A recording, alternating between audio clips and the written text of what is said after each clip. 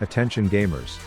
Riot Games has a simple goal when it comes to League of Legends: to keep all of its players around exactly a 50% win rate while also keeping all of its champions at exactly a 50% win rate, because this is how you breed depression-inducing levels of addiction, which leads to you buying more Lux skins. When someone starts winning too much, they either give you 4 brainless bonobo apes on your team, and if you defy those depressing odds they say congratulations, you are now playing in Smurf Q, and they do this until you sit right down at 50%.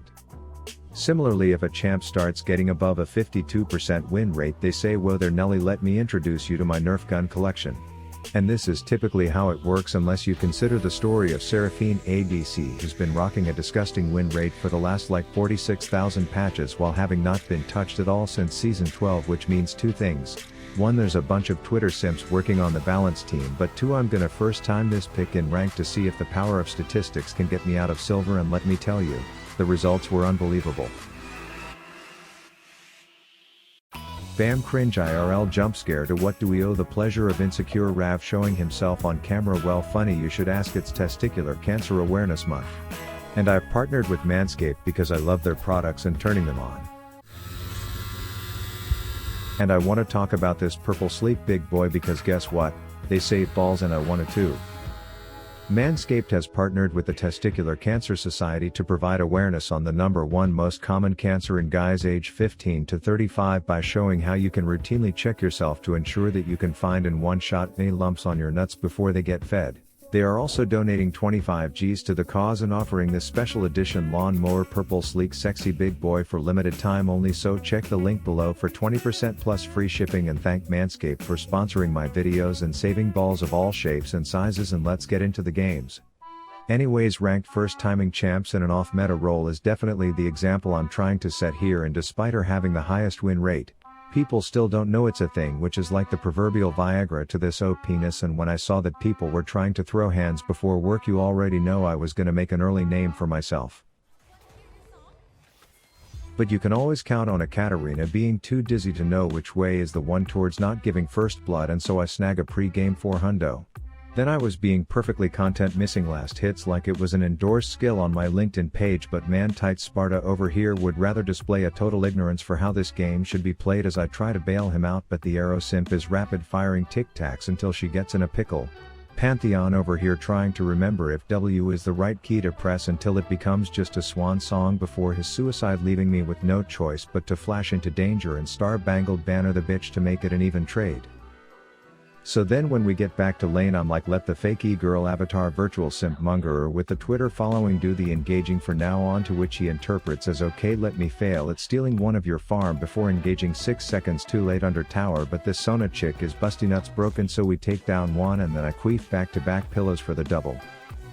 At this point I'm 3-0, which in the current state of Snowball Rift Legends means run at them and mash buttons as I make them both dance, and then Pike leaves us to go on a spiritual journey.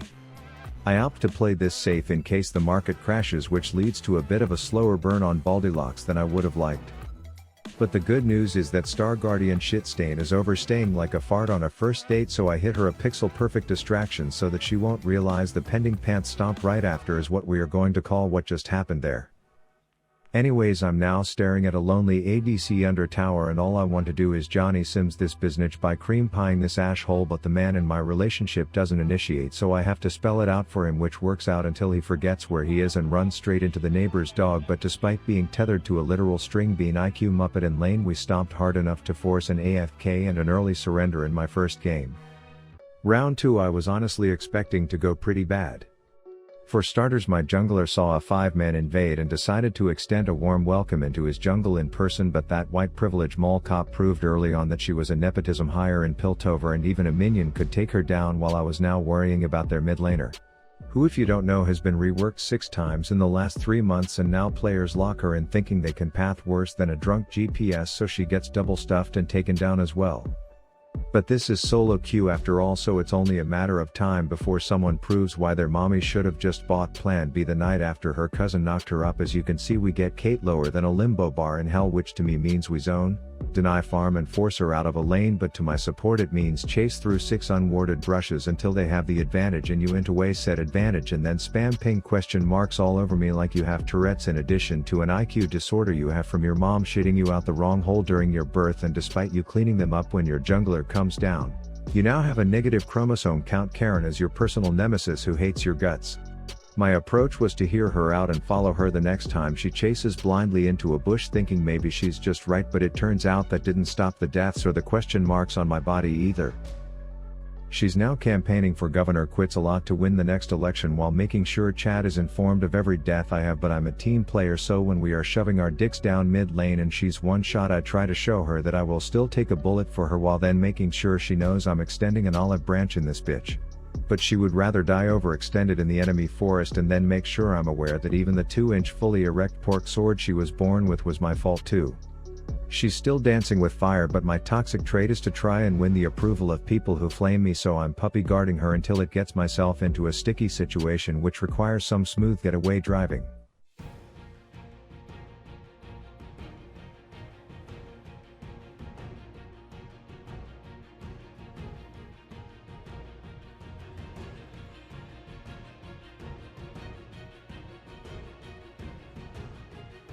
Okay, it felt more intense at the time. I'm still desperately trying to win her affection by offering to leash blue buff, but what I failed to acknowledge is that their team's flying AIDS infection may or may not be full AP. I am now starting to realize I need to move on from that abusive relationship and to take my floating stage writing act elsewhere, where I know some undying ogre will be more appreciative of my services.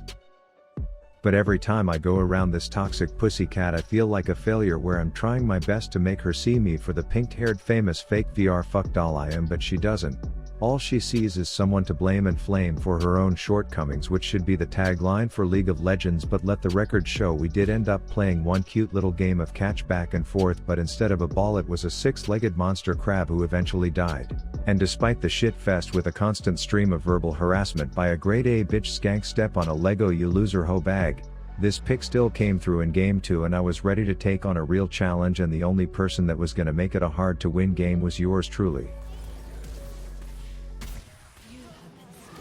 The only appropriate phrase to describe how this game started was Clown Fiesta. I throw 2 in the pink and then put the rest in Hecarim stink to salvage a quasi-team fight, but then when our heart rates were just returning to normal buffoon levels, my brand decided to do the run in a straight line and then go back to base routine, which was followed up by a superb Gragas ult as I just barely threw glitter farts at the twinkle shit to make it worth. Mid-game I was eager to show Sona why I was the champ Riot replaced her with, but what I quickly found out was that Seraphine ADCs don't like enemy malfights. That said, I don't exactly know why they call me Sona 2.0 when Sona 1.0 was ceasing to exist anymore, as I then ran mid thinking I will just defend the push, catch the wave, but this Arctic Ops fatass took inspiration from my brand's playbook and donated one to the blonde boy, leaving me alone to deal with him. So a true nail biter is what we had in store, while I was more concerned with attending fights in incognito mode, waiting for the perfect opportunity to make those shitters dance, which in this particular case ended up looking aesthetically pleasing from a 2-man wombo combo perspective. Now, for anyone who has had sex before, Toph is a character in a show called Avatar, and she is a blind rock bender who is now in my game. Just to clear any confusion up around what this one was looking at, now you know why she was just in the middle of our team dying at all times. My top laner was a bit of a saving grace as he was doing Kled things, you know, dismounting, remounting, sticking shit up Ezreal's mud tunnel, so I came in to show my support for the sport of kangaroo jousting, and things were going well until the inner silver came out and tried to take on their entire extended family, so I quickly made like a fart and blew that shithole. I was trying my little pink pube dick off in these fights, but my teammates were black and white screening on repeat while requesting that we all agree to be quitting pussies, but I was determined to contribute to this champ's inflated win rate, and I knew with the right amount of uncoordinated dancing around like a lunatic we would slowly be able to turn this. Their Sona was as useful as tits on a pig, which was giving us stable income as a group and helping us secure Baron buffs on repeat. I was repetitively finding myself in piss-awful situations involving both mud and molding morons, but I was managing to stay alive.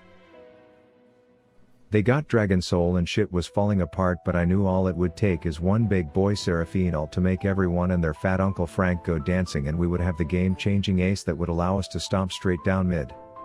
1 inhibitor, 2 inhibitors, and you probably guessed it. A freaking loss.